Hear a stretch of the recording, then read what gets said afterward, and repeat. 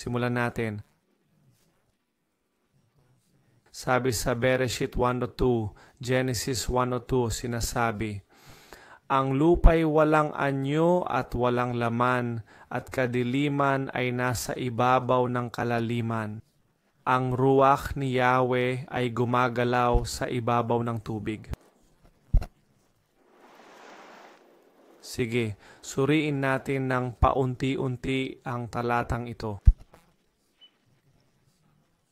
Sa bawat talata, maraming aral na dapat nating pag-aralan ng mabuti upang mailapat sa ating buhay o itago sa ating isipan na siyang ating tahanan.